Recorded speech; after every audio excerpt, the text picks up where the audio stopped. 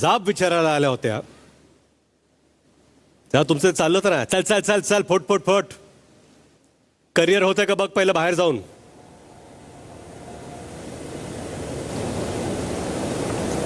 रागाच्या भरात तुम्ही काय बोलताय हे तुम्हाला लक्षात राहत नाही. कारण तुमची सिलेक्टिव्ह मेमरी आहे की आपल्याला जे लक्षात ठेवायचं आहे, जे फील करायचं आहे तेच असतं आणि बाकी आपण असं कधी बोललोच नाही. तुमच्या बोलण्याने लोकांवर काय परिणाम होतोय, त्यांची मनं किती दुखावतायत याचा तुम्हाला तर काय म्हणजे भान पण नाही, विचार पण नाहीये.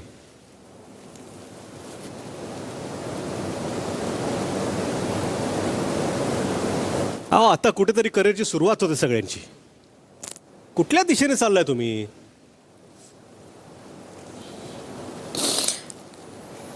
आणि कशासाठी?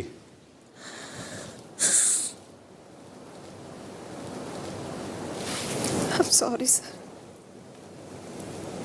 नाही, खोटं वागण्याला पण ना एक एक लिमिट असते जान्हवी.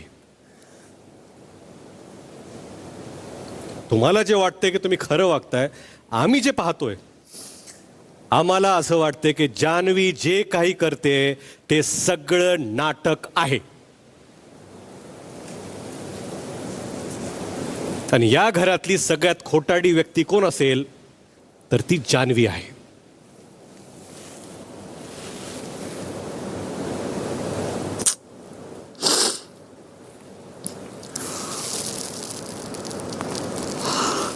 आणि हे सगळं तुमचं जे चाललंय ना, कशासाठी? फुटेज मिळावं, क्रेडिट मिळावं. हा, आता तुम्ही नाही म्हणताय. मला वाटतं तुम्ही चुकीच्या गोष्टींसाठी निकी बरोबर कॉम्पिटिशन लावले.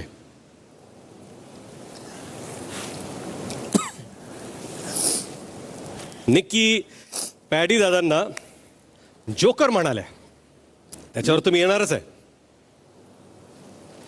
पण तुम्हाला वाटलं अरे ह्यांनी जोकर म्हटलं तर मला काहीतरी त्याच्या वरती जाऊन सांगायला पाहिजे, काय ते वरती जाऊन म्हणायला पाहिजे. तर तुम्ही त्यांचं करिअर काढलं बाहेर. Over actor. अहो एक करिअर घडवायला काय करावं लागतं माहिती आहे का तुम्हाला? काय करावं लागतं तुम्हाला माहिती आहे? किती मेहनत घ्यावी लागते. लोकांचं आयुष्य निघून जातं. लोकांचं प्रेम असं सहजासहजी मिळत नाही जान्हवी.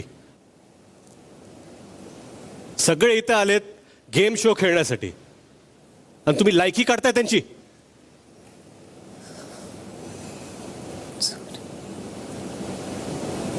का हे ऐकण्यासाठी पॅडी भाऊ इथं आलेत? का वर्षा मॅडम इथं आलेल्या आहेत?